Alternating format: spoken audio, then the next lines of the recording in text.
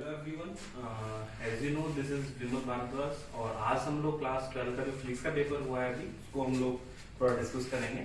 ठीक है, चलिए हमारा जो फर्स्ट क्वेश्चन है यूनिट ऑफ 1/μ0 उसका आंसर जो है आपका दैट इज मीटर स्क्वायर पर second square means option number first. After then second जो क्वेश्चन है, सेकंड क्वेश्चन हमारा क्या कह रहा है, the equation E equals to PC means उसमें आपको जो बता रखा था मतलब मोमेंटम जो निकालना था हमें, मतलब संवेग जो हमें निकालना था उसमें उसका जो ऑप्शन होगा वो होगा बेटा फोटोन वाला, for of photon but not for an electron, मतलब सेकंड ऑप्शन। ठीक है, उसके बाद हम आगे डिस्कस करते हैं next. As the temperature of a metal and a semiconductor is increased, जो उसका मेटल है एंड धातु जो है और एक हमारे पास एक अर्धचालक दे रखा है, अगर उसका तापमान बढ़ाते हैं तो इसका आंसर क्या होगा, इसका आंसर होगा बेटा fourth means conductivity of metal decreases and semiconductor increases.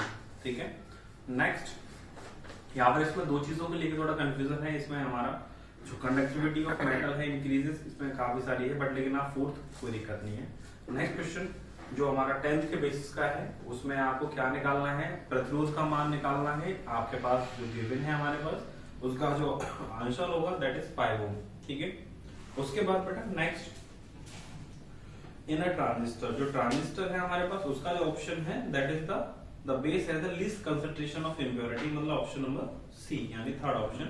After then F, मतलब जो नेक्स्ट जो है the net resistance of an ammeter should be small to ensure that, इसका जो आंसर होगा दैट इज फोर्थ। उसके बाद हम जो बात करते हैं वो है हमारा सेक्शन बी। अब जो सेक्शन बी है, सेक्शन बी में हमारा फर्स्ट क्वेश्चन सारे इजी हैं। फर्स्ट क्वेश्चन उसमें आपको क्या बताना है, कोणीय संवेग बताना है, उसका फॉर्मूला आपको लिखना है, मतलब simple L equals to mvr। उसके बाद लेंस के प्रकाशिक केंद्र में प्रवाह आपको डेफिनेशन लिखनी है। थर्ड क्वेश्चन केमिस्ट्री की हेल्प से आप कर सकते हैं, 12 कार्बन C6 और 14 C6, जिसमें आपको बताना है प्रोटॉन और न्यूट्रॉन के दोनों की मतलब नंबर्स क्या हैं उसके पास। आफ्टर देन 1 AMU जो ये आपने काफी सारे मास्टरमाइंड्स में भी पढ़ा होगा, जिसमें 931 आपको यूनिट बतानी है उसकी। उसके बाद आगे जो आपको दे रखा है वैद्युत क्षेत्र E बराबर आपको क्या निकालना है, सिंपल आपके पास E है और क्षेत्रफल दोनों दे रखे हैं, आपको क्या निकालना है, फ्लक्स निकालना है, सीधा फॉर्मूला बेस्ड है। अगला नॉर गेट के बारे में बताना है, आगे सी मैसेजेस। उसके बाद हम चलते हैं आगे सेक्शन सी। सेक्शन सी में पहला जो क्वेश्चन है आपको क्या बताना है, HEZ बराबर to it first excited state, जो फॉर्मूला था हमारा उस फॉर्मूले में आपको ये 2 रखना है, Z इक्वल्स टू 2। उसके बाद आपको क्या निकालनी है, एनर्जी निकालनी है। दूसरा ड्रिफ्ट वेलोसिटी, ये वाला तो हमने काफी बार किया है क्लास में, ये क्वेश्चन आपको काफी समझ में आया होगा। अगला obtain the formula for electric potential, आपको विभव निकालना है एक्सियल यानी समअक्षीय एक ही लाइन वाली। ठीक है, वो निकालना है, काफी इजी है, कराई गई क्लास में। What are matter waves, matter waves का मतलब आपको वेव्स के बारे में बताना है, जो कि डी ब्रोगली वेव्स के बारे में आपको बताना है। आगे पूछ भी रहा है डी ब्रोगली समीकरण, उसके बारे में आप बताएंगे। नेक्स्ट क्रांतिक कोण क्रिटिकल एंगल 10th क्लास में पढ़ा है, उसके बारे में आपको बताना है। प्रकाशिक तंतु, उसके बारे में काफी अच्छे से आपको लिख पाया है, वो आपको करना है। उसके बाद नेक्स्ट हमारे पास जो है सीधा क्या निकालना है आपको, डाला जाए तो संबंध विभव की गणना कीजिए। विभव आपको निकालना है, जबकि आपको क्या दे रखा है, कार्यफलन दे रखा है, मतलब फाई दे रखा है, सीधा फॉर्मूला बेस्ड है, फाई इक्वल्स टू hv अगर आप याद हो तो। उसके बाद नेक्स्ट हमारा बायो सावर्ट का नियम की व्याख्या करनी है, उसका समीकरण निकालना है। ठीक है, अगला क्वेश्चन विचलन के लिए आपतन कोण, इसके लिए आपको क्या करना होगा, आपके पास अपवर्तनांक का मान दे रखा है, समबाहु प्रिज्म दे रखा है, यानी कि जो आपका प्रिज्म है उसके लिए जो फॉर्मूला है हमारा विचलन कोण का निकालने का, आप सिंपली डायरेक्टली फॉर्मूला लगा सकते हैं। उसके बाद आपको क्या करना है, एक समान चुंबकीय क्षेत्र है जिसके अंतर्गत L लंबाई की धात्विक छड़ को अपने तल से आपको घुमाने पे मतलब विद्युत वाहक बल का व्यंजक प्राप्त कीजिए, मतलब E वाला डेरिवेशन करना है आपको, EMF वाला। आगे हम चलते हैं नेक्स्ट,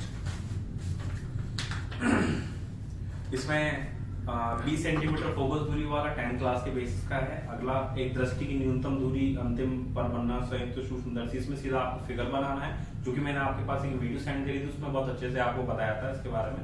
वीटिशोम सेतु का सिद्धांत लिखिए, उसके बारे में आपको बताना है। उसके बाद ऐसे सारे क्वेश्चन जो है हमारे पास नॉर्मली अगर हम थोड़ा सा डीप सोचे तो काफी इजीली हो जाएंगे। ठीक है बेटा, नेक्स्ट उसके बाद सारे क्वेश्चंस वही है जो आपको बताए गए हैं, जैसे कि आप देखेंगे इसमें सेक्शन ई में क्वेश्चन नंबर 6 बस, लेकिन थोड़ा घुमावदार क्वेश्चन जरूर है। क्वेश्चन नंबर 6 काफी इंपॉर्टेंट है, find the expression of capacity of parallel, समांतर पट्टिका वाला जो संधारित्र है उसके लिए आपको फॉर्मूला निकालना है, जो कौन सा था हमारे पास, C = ε0 A/2। डी, वो आपको करना है।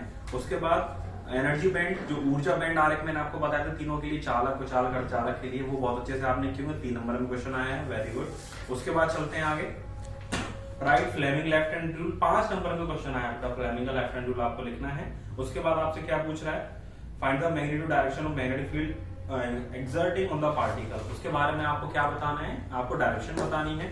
अगर ये ना हो आपसे तो 5 नंबर में दे रखा है derive an expression intensity of magnetic field at the centre of, दो हमारे पास करंट कैरिंग जो कॉइल है हमारे पास, या एक है, उसके सेंटर में कितना चुंबकीय क्षेत्र होगा, वो आपको बहुत अच्छे से बताया, सेंटर में कितना हो, 5 मार्क्स में आया है। उसके बाद बेटा प्रकाश व्यतिकरण की शर्तों का उल्लेख कीजिए, आपके पीरियड में भी आया क्वेश्चन, ठीक है। इस टाइप से सारे क्वेश्चंस मोस्टली आपको मास्टरमाइंड्स में भी मिल जाएंगे और उसके अलावा आपको कराए भी हैं, ठीक है। इसमें कोई भी क्वेश्चन ऐसा नहीं है जो आउट हो आपका, 1 या 2 क्वेश्चन है थोड़ा, बस उसको थोड़ा आपको देखना है। जैसे कि हमारे पास दे रखा है ओबेनिस्ट उत्सर्जक, आपको लिखा है पीएनपी ट्रांजिस्टर की व्याख्या कीजिए, ठीक है। उसके बाद लास्ट में जो आपको बताया है प्रकाशिक पथ, यानी कि जो ऑप्टिक्स के बारे में दे रखा है, वो आपको करना है। सबसे लास्ट में आपके पास जो पेज होता है, मैंने आपको पहले बोला था, जो न्यूमेरिकल्स हैं हमारे पास, जो न्यूमेरिकल वैल्यूज हैं वो आपको दे रखी हैं, ठीक है बेटा। आई होप कि आप सबको समझ में आया होगा। Okay, thank you.